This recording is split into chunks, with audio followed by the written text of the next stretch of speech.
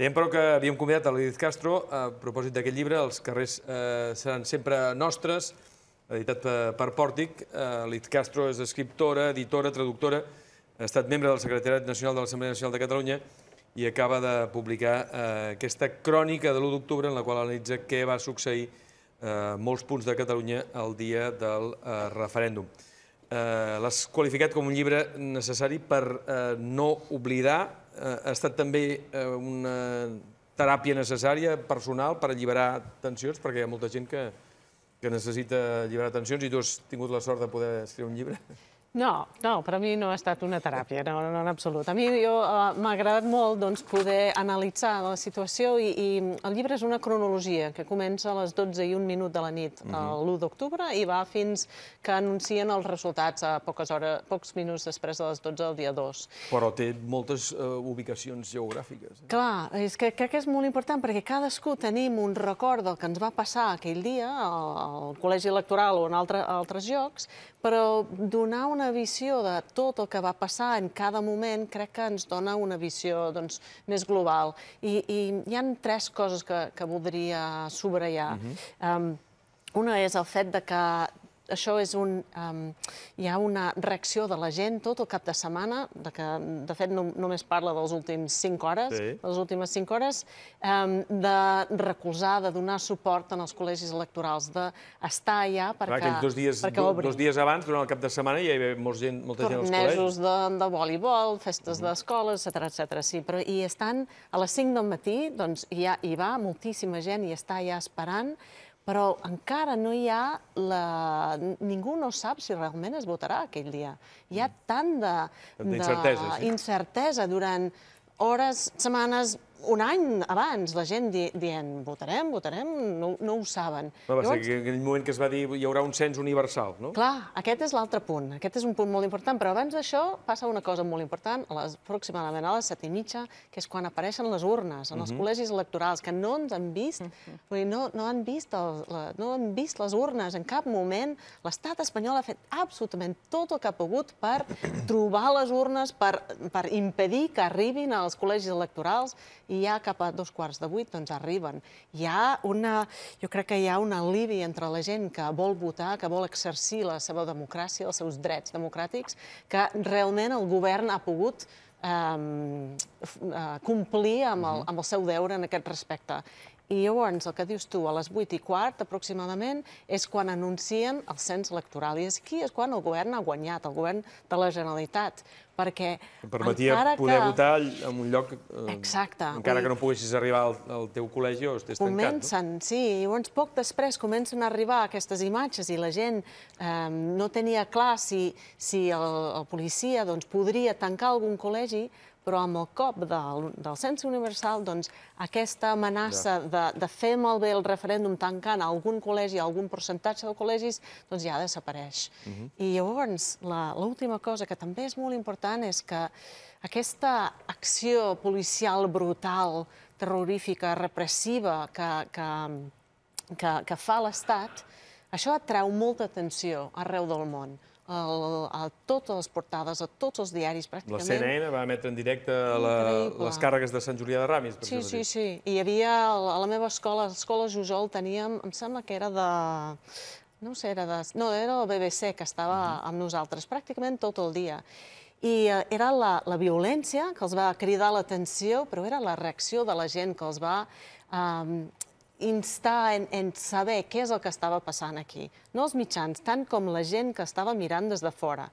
Perquè moltes vegades veiem alguna cosa que està passant arreu del món i no sabem valorar-lo. Diem, bueno, igual ho mereixien.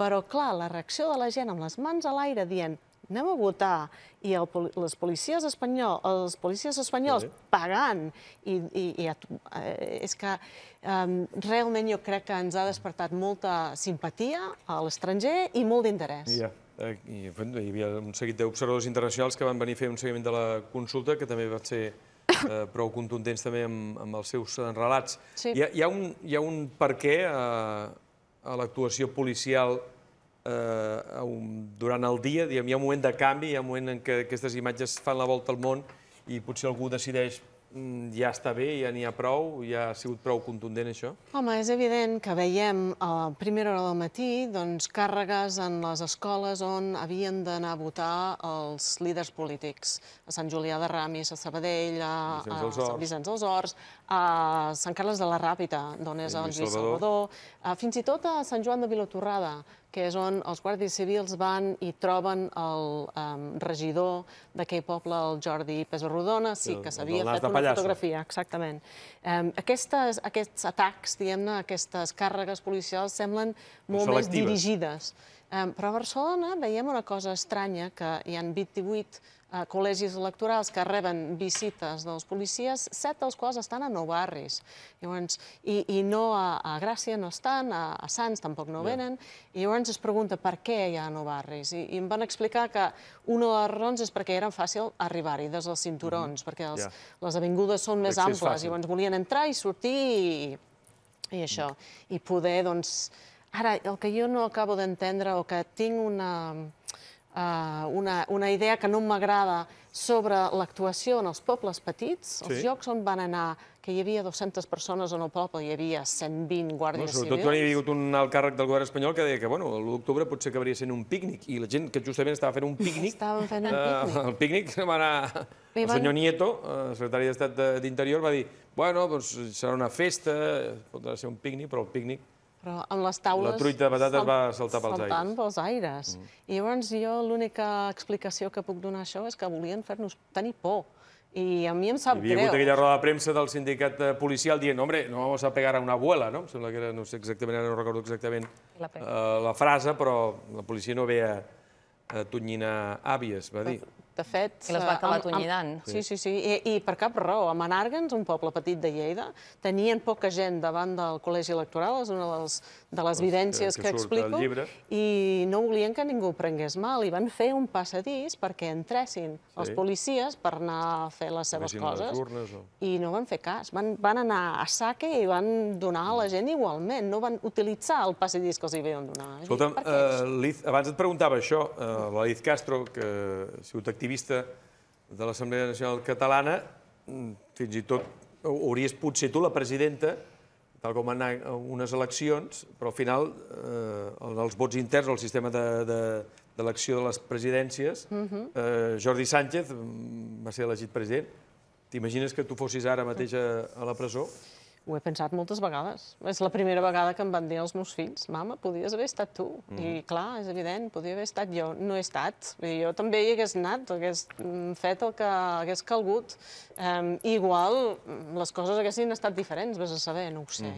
A mi em sap molt greu que el Jordi estigui a la presó. Em trobo aberrant que una persona que hagi estat en una manifestació el 20 de setembre, que es veu en tots els vídeos que ell i el Cuixart estan intentant ajudar que els policies entrin, que les persones actuïn correctament. Jo hi vaig ser també, allà entre la gent. Trobo increïble que l'estat espanyol hagi utilitzat la seva força també contra demòcrates activistes no violents. Doncs el llibre de Liz Castro, Els carrers seran sempre nostres. Sí, volia afegir una petita cosa, que és que jo crec que el que va fer parar la violència de l'Estat va ser la gent, amb les mans a l'aire, insistint en votar. La resposta no violenta, insistint en la democràcia, va ser brutal. D'aquí aquestes mans enlairades en la portada del llibre. Doncs moltes gràcies, Liz Castro.